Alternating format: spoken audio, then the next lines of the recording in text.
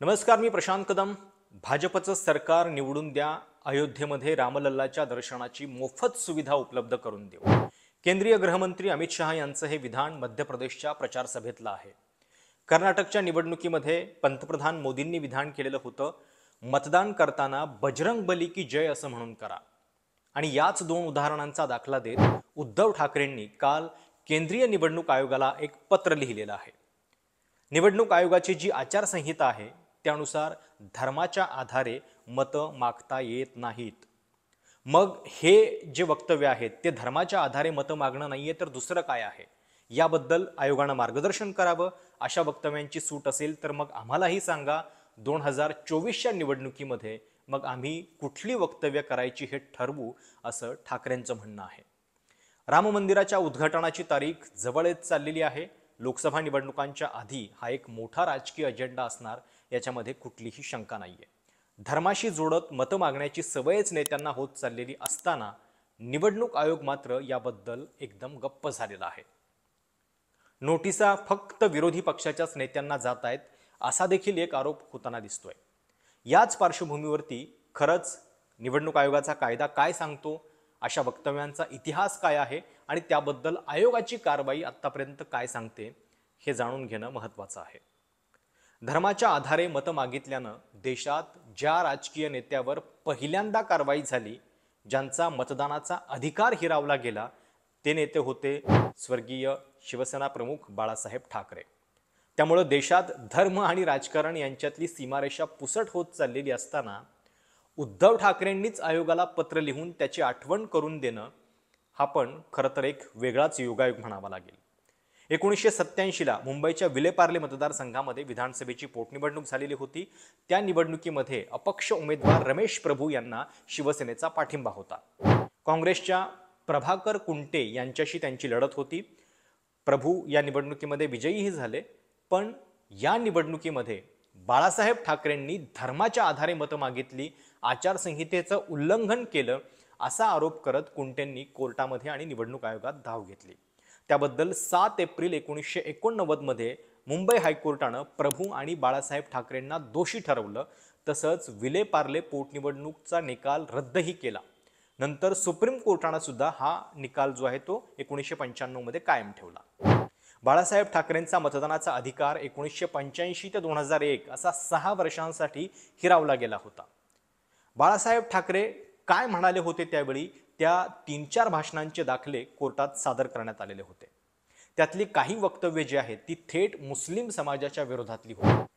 आम्ही हिंदुत्वाच्या रक्षणासाठी ही निवडणूक लढतोय, मुस्लिमांच्या मतांची आम्हाला फिकीर नाही, हा देश हिंदूंचा आहे आणि हिंदूंचाच राहणार, अशी वक्तव्य त्यांनी केल्याची तक्रार करण्यात आली.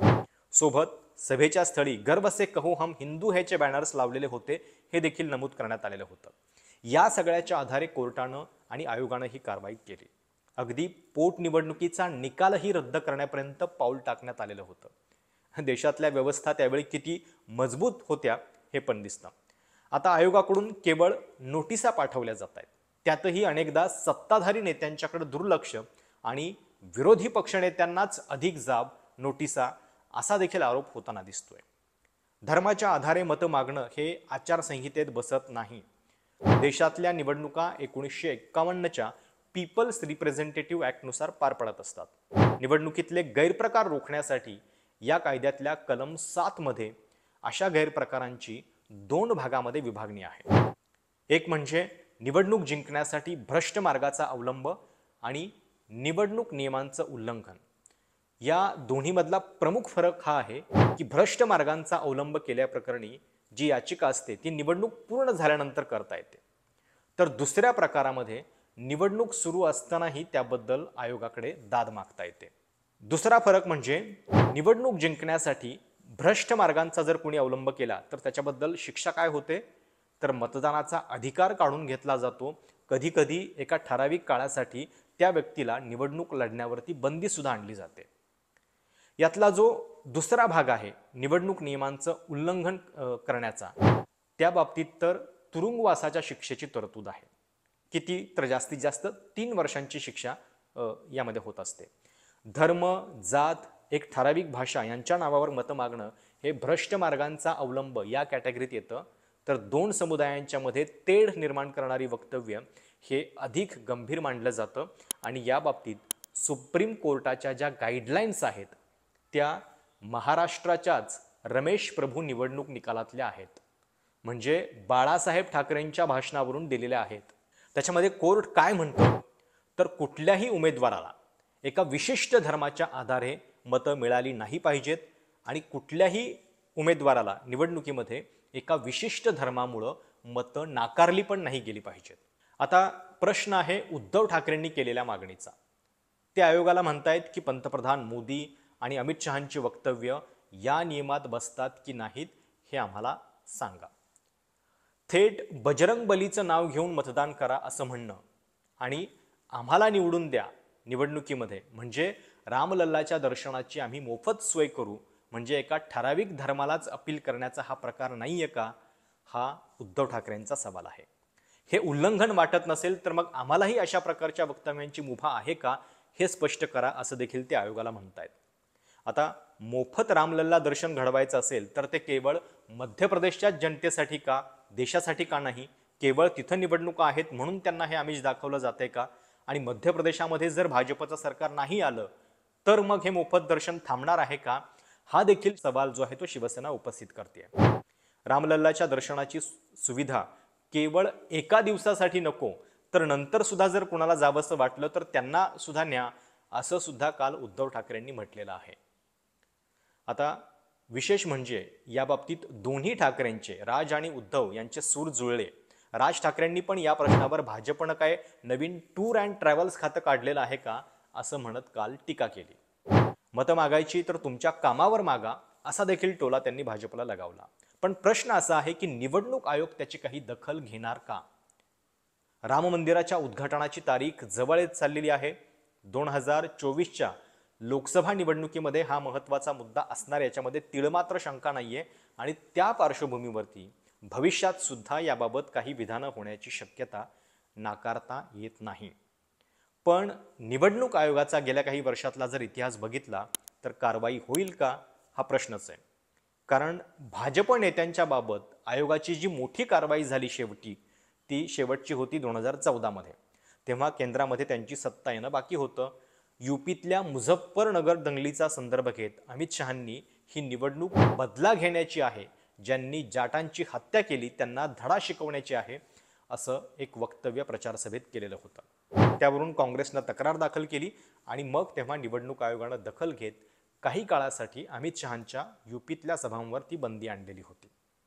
पण 2014 नंतर अशा पद्धतीची कुठलीही मोठी कारवाई आयोगाकडून होताना दिसलेली नाहीये. अगदी मागच्या 15 दिवसातलीच निवडणूक आयोगानं जर केलेली कारवाई बघितली तर अरविंद केजरीवाल आणि प्रियांका गांधी या दोन प्रमुख विरोधी नेत्यांना भाजपच्या तक्रारीवरून नोटीस बजावण्यात आलेली आहे. अरविंद केजरीवाल यांच्या पक्षानं ट्विटरवरून एक व्हिडिओ प्रसारित केलेला होता ज्याच्यामध्ये पंतप्रधान मोदी हे केवळ आपल्या उद्योगपती मित्रासाठीच काम करत असल्याचा आरोप करण्यात आलेला होता. तर दुसरीकडे प्रियांका गांधी वाड्रा यांनी सुद्धा छत्तीसगडमध्ये भेल ही सरकारी कंपनी मोदींनी आपल्या मित्राला देऊन टाकल्याचा आरोप केलेला होता. हे दोनही आरोप तथ्यहीन असल्याचा आरोप करत भाजपनं आयोगाकडे धाव घेतली आणि त्यानंतर आयोगानं या दोनही नेत्यांना नोटीस बजावलेली आहे. भाजपचे हेमंत बिस्वा शर्मा यांना सुद्धा आयोगानं एका वक्तव्यावरून मागच्या पंधरवड्यात नोटीस बजावलेली आहे. एक अकबर आला की आपल्यासोबत 100 अकबर घेऊन येतो, त्यामुळे त्यांना वेळीच रोखा, नाहीतर माता कौशल्याच्या या भूमीचं चित्र बदलून जाईल असं वक्तव्य त्यांनी छत्तीसगडमध्ये केलेलं होतं.